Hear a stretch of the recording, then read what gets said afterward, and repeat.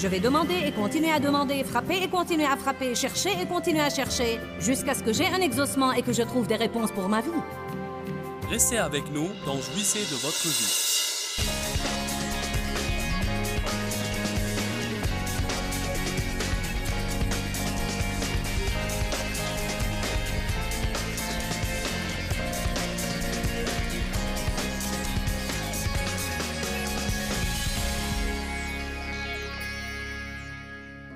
Nous devons être des chrétiens violents. Que dis-tu? Je croyais que je n'étais pas censé être violent. Vous allez comprendre. Combien de vous savent que l'imprévu arrive et qu'il arrive souvent avec violence? Vous pensez que les choses vont se passer d'une certaine façon et tout à coup vous trouvez qu'elles se passent d'une autre façon et il paraît que vous n'y pouvez rien. Un père de famille perd subitement son travail. Un cancer est diagnostiqué chez une femme qui a 3 enfants. Une adolescente tombe enceinte. Une fusillade a lieu à l'école et 2 sont tués et plusieurs autres blessés. Un ouragan détruit une ville et tout à coup les parents ou les amis de quelqu'un n'ont plus de logement. Nous voulons aider, mais nous éprouvons une pression car nous avons des besoins nous-mêmes. Nous n'avons pas d'argent de côté. Qu'allons-nous faire? Que pouvons-nous faire est probablement la question la plus importante quand la vie est violente. Mais vous savez quoi? C'est la mauvaise question. Nous ne devons pas dire que pouvons-nous faire. Nous devons dire qu'est-ce que Dieu peut faire. Comment puis-je prier dans cette situation et ouvrir une porte à Dieu pour qu'il intervienne? Je veux vous dire une chose. Quand vous murmurez et vous vous plaignez, vous ouvrez une porte à Satan. Quand vous priez, vous ouvrez une porte à Dieu. Nous devons commencer à claquer la porte au nez du diable et ouvrir la porte à Dieu pour qu'il œuvre sur nos situations et circonstances et qu'il apporte le changement. Notre série est sur la force de la prière. La prière interrompt le plan de Satan. La prière est une violente agression contre la violente agression que le diable mène contre les gens. La Bible dit que le royaume de Dieu est assailli avec violence jusqu'au temps présent. Mais ce sont les violents qui s'en emparent. Si vous étudiez ces 2 mots, violent et violence, en grec, ils veulent dire 2 choses différentes. Le royaume de Dieu est assailli avec violence veut dire attaque, et les violents s'en emparent veut dire les énergiques. Le chrétien qui se décide à agir et à faire quelque chose au sujet des choses qui se passent, comme le disait Dave ce matin au sujet de l'Amérique et la situation de l'Amérique, et comment cela peut être changé si les gens priaient et s'ils faisaient entendre leur voix. Mais une personne passive veut que quelque chose de bien se produise, mais elle reste là à ne rien faire et attendre qu'elle se produise. Vous n'avez pas besoin de brécher, mais d'une colonne vertébrale. Nous avons plein de gens qui souhaitent, si seulement, si seulement. Nous restons là à ne rien faire et pensons que les autres devraient faire quelque chose à propos de nos problèmes. Ils devraient changer ça. Il devrait apporter un changement dans cette situation, mais j'ai finalement trouvé que il, c'est nous. Dites tous, si je ne fais pas quelque chose, rien ne va être fait. Et la première chose que je devrais faire dans chaque situation, c'est prier. Si un homme perd subitement son travail et il est père de famille, la première chose qu'il devrait faire, c'est prier. La chose qu'il ne devrait jamais faire, c'est murmurer et se plaindre, car c'est exactement ce que le diable veut qu'il fasse. Quand un cancer est subitement diagnostiqué chez une mère de famille, la première chose qu'elle devrait faire, c'est prier. La première chose que sa famille et ses amis devraient faire, c'est prier. Nous devons agir comme quoi Dieu est capable de faire quelque chose à propos de nos situations. La prière n'est pas une dernière tentative que nous essayons après avoir tout essayé et que rien n'a marché. Mais elle devrait être notre première réaction à l'égard de chaque situation qui se présente. Je suis si contente que Dieu m'ait donné cette série, car même si vous n'en avez pas besoin, moi j'en ai besoin. Et ça me pousse comme jamais auparavant à prier, prier, prier, prier, prier. Que pouvons-nous faire? Non, c'est la mauvaise question. Qu'est-ce que Dieu peut faire est la bonne question. Eh bien, vous savez quoi? Dieu ne peut rien faire si personne ne prie. Quelqu'un doit prier et ouvrir la porte à Dieu. Il y a un rôle que Dieu seul peut jouer, mais il y a un rôle qu'il nous laisse pour jouer. Nous sommes partenaires avec Dieu. Et chaque partenaire a un rôle. Je ne peux pas jouer le rôle de Dieu, mais Dieu ne peut pas jouer mon rôle. Et mon rôle là sur la terre, c'est de prier. La Bible dit dans Luc 18, « Est-ce qu'il trouvera la foi? Quand il reviendra, nous avons la foi à l'intérieur de nous. Une mesure de foi est donnée à chaque homme et la foi est une force magistrale. La foi n'est pas une chose dérisoire. Eh bien, je crois à Jésus. La foi est une force qui va changer votre vie et qui va changer votre destinée. La foi est une force qui peut changer le monde. Et les deux façons par lesquelles nous témoignons de notre foi, car ça ne sert à rien d'avoir une chose si vous n'en témoignez pas. La façon dont vous témoignez de votre foi, c'est par la prière sincère venant du cœur et par les paroles de votre bouche, en confessant et en disant à propos de votre vie ce que Dieu dit. Priez et dites ce que la Bible dit et ainsi vous témoignez de votre foi et vous interrompez constamment le plan de Satan pour votre vie. Combien de vous savent que Satan a un plan pour leur destruction? Il veut détruire votre mariage, vos enfants, votre famille, vos finances. Il veut vous rendre fou et vous voler votre joie. Il n'a aucun bon plan pour aucun de nous, et quand vous recevez le salut, cela le rend doublement furieux. Mais vous ne devez pas rester là à ne rien faire, car Dieu vous a donné la force de faire quelque chose à cet égard.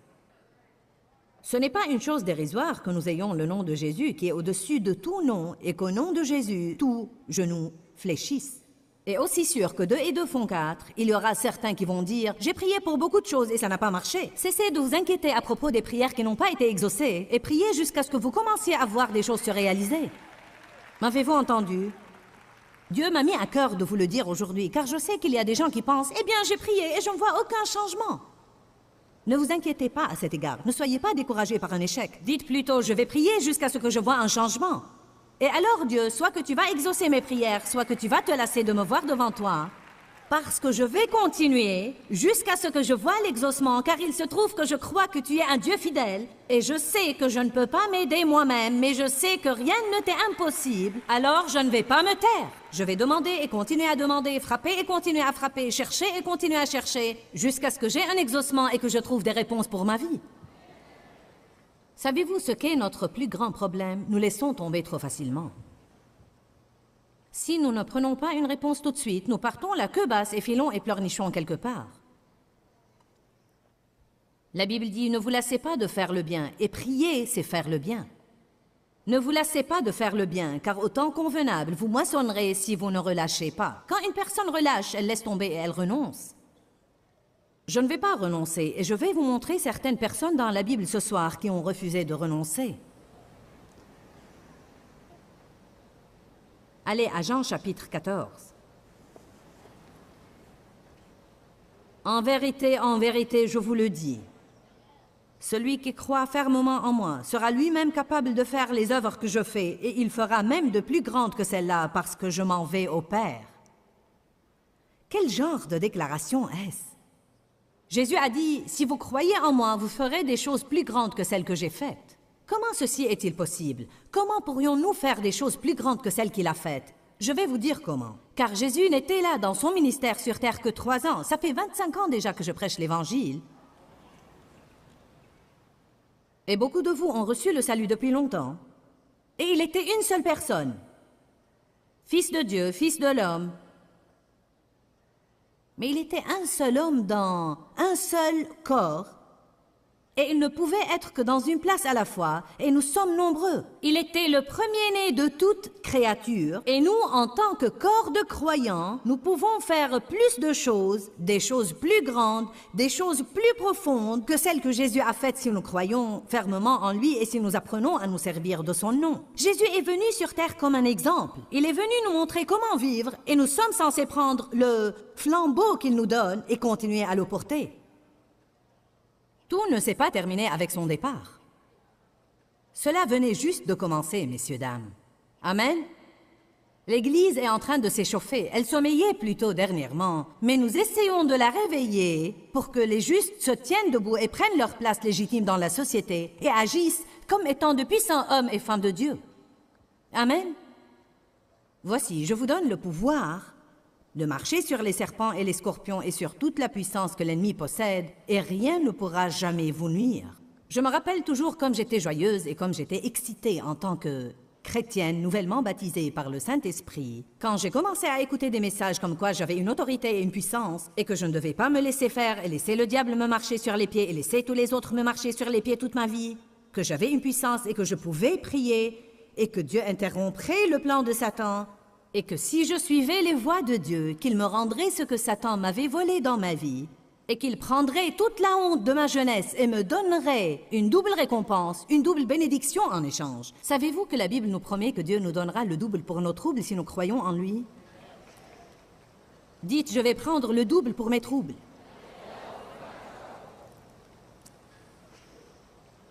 Nous prenons trop à la légère le fait que le nom de Jésus nous soit donné. Et je ferai, moi-même je vous accorderai tout ce que vous demanderez en mon nom,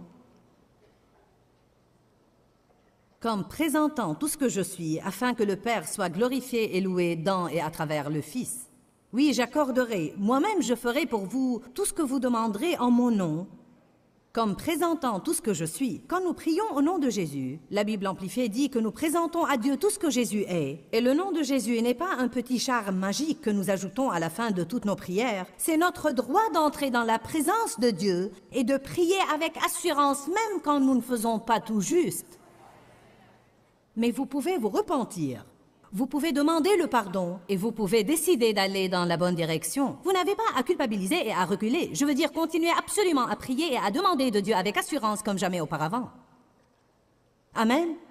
Parce qu'il ne garde pas nos péchés contre nous. Quand nous demandons son aide, il nous aide sans reproche et sans pointer du doigt. Eh bien, parlons de cette affaire de nom pour un instant, car il y a une petite erreur que nous faisons. Dieu me l'a montré ainsi un jour. Il a dit, tu sais Joyce, quand tu sortais avec Dave, tu n'avais pas encore pris son nom. Mais seulement quand vous vous êtes mariés. Une fois que nous nous sommes mariés, j'ai pris le nom de Dave. Et vous savez ce qui est arrivé quand j'ai pris son nom? Tout ce qu'il avait est tout à coup devenu à moi.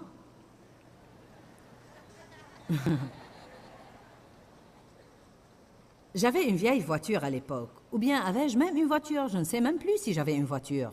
Je n'avais pas de voiture. Mais Dave avait une nouvelle voiture. Alors subitement, j'avais une nouvelle voiture. N'est-ce pas génial? Je n'avais pas d'argent, mais Dave avait de l'argent. Alors subitement, j'avais de l'argent. Gloire à Dieu. Mais ce que j'essaye de dire, c'est que quand nous sortions ensemble, je n'avais pas encore son nom, et alors je n'avais pas les privilèges qui vont de pair avec son nom.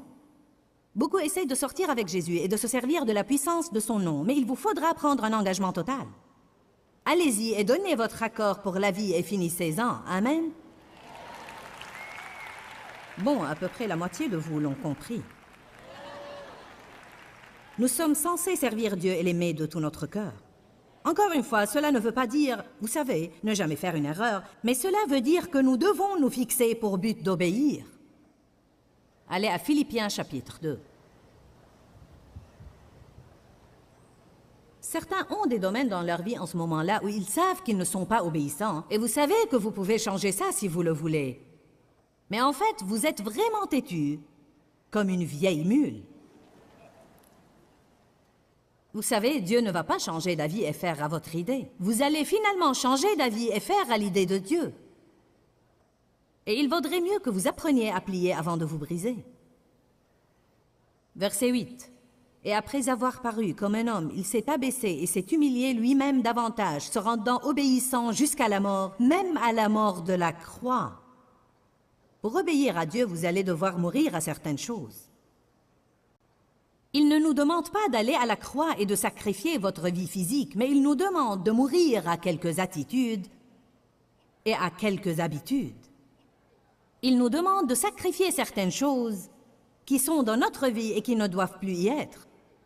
Il y a peut-être certains amis que vous avez et qui sont malsains pour vous et vous devez être prêt à tolérer quelques soirées solitaires au lieu de continuer à empoisonner votre vie avec des gens qui ne vous servent à rien. Allez, je parle. Si vous avez un groupe d'amis qui murmurent et ronchonnent et font des commérages, vous devez vous éloigner d'eux le plus vite possible.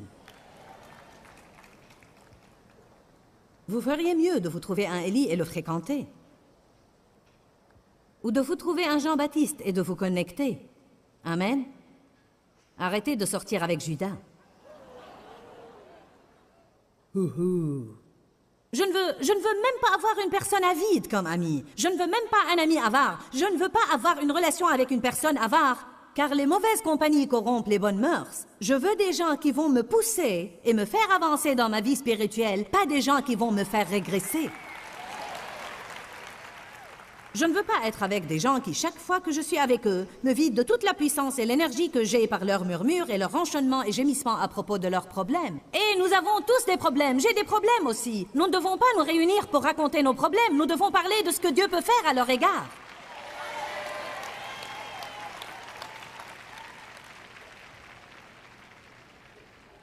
Eh bien, c'est le seul ami que j'ai. Si je le laisse tomber, je serai solitaire. Eh bien, je préfère être solitaire, mais victorieuse.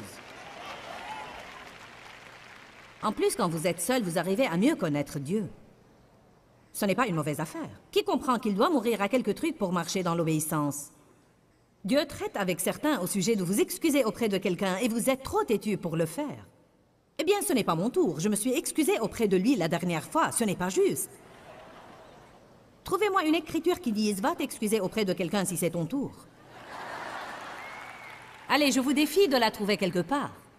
La Bible dit « Heureux ceux qui procurent la paix, car ils seront appelés fils de Dieu ». Laissez-moi vous dire une chose. Dieu apprécie les gens qui s'humilient et s'abaissent, les gens qui procurent et maintiennent la paix. Le premier à s'excuser est le chrétien qui est le plus mûr, le plus mature, et non pas celui qui tient bon le plus pour que quelqu'un d'autre vienne s'excuser auprès de lui. Eh bien, je prêche bien, merci. Je vais juste continuer. Amen. Verset 9. Aussi, parce qu'il s'est tellement abaissé, Dieu l'a souverainement élevé et lui a volontiers conféré le nom qui est au-dessus de tout nom, afin qu'au nom de Jésus, tout genou fléchisse dans les cieux, sur la terre et sous la terre. Dites tous, il y a une puissance dans le nom de Jésus. Je connais un homme, il y a des années de là, qui roulait dans le trafic un jour avec son fils dans la voiture. Le garçon ne mettait pas la ceinture de sécurité et l'homme avait oublié de s'assurer du verrouillage des portes. Cet homme était au feu rouge d'un croisement et ensuite il a tourné et le petit garçon est tombé hors de la voiture au milieu du trafic. Et une voiture venait assez vite, tout droit vers lui. Eh bien, il n'avait même pas le temps de prier. Il a dit une chose, il a dit un mot, « Jésus !» Il est descendu de la voiture, et cette voiture qui venait vers son fils s'est arrêtée net avant d'atteindre le petit garçon. Et l'homme qui conduisait la voiture était visiblement choqué et complètement bouleversé. Et le père disait, ce n'est pas grave, mon fils va bien, tu ne l'as pas atteint. Il a répondu, tu ne comprends pas, tu ne comprends pas, tu ne comprends pas. Je n'ai jamais mis le pied sur le frein.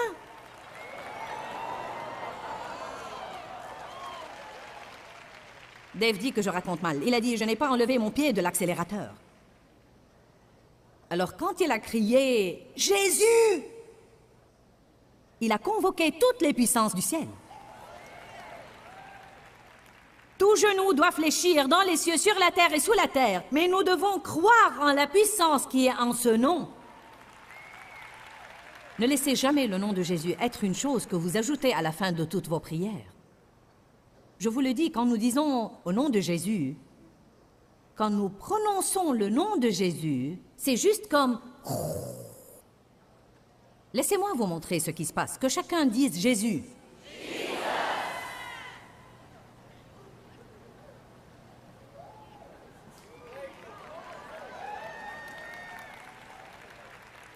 Maintenant, je peux vraiment sentir la force et l'onction libérée quand les gens prononcent ce nom. Il y a quelque chose dans ce nom. Ton nom est merveilleux. Et c'est vrai, il y a quelque chose dans ce nom. Dites-le de nouveau. Alléluia.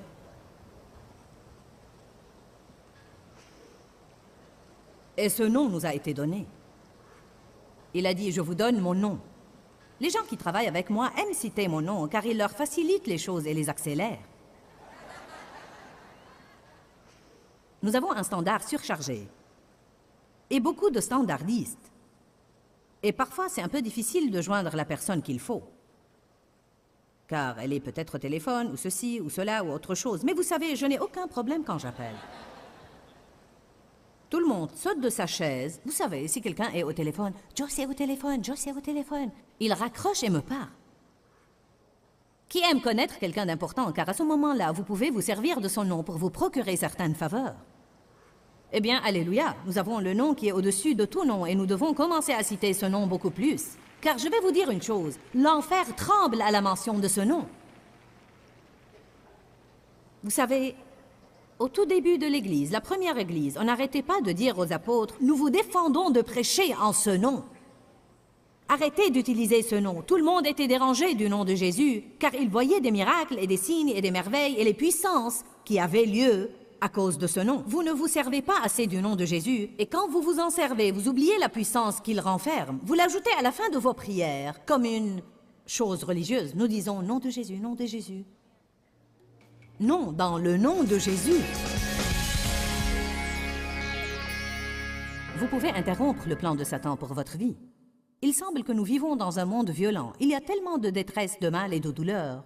Et pourtant, nous avons une réponse en Dieu. Et nous pouvons avoir la réponse de Dieu dans chaque situation par la prière. La Bible nous enseigne que les chrétiens violents peuvent faire face à un monde violent et que nous pouvons le faire par la force de la prière. Oui, il y a une bonne sorte de violence et une mauvaise sorte de violence.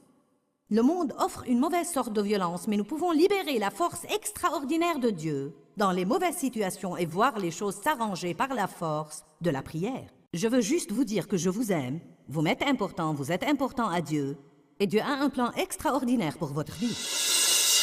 Dis-leur que je les aime. Dans ce livret, Joyce Meyer donne une révélation de l'amour de Dieu pour nous. Pour obtenir ce livret gratuitement, écrivez-nous à Joyce Meyer, boîte postale 40095-6300, Larnaca, Chypre.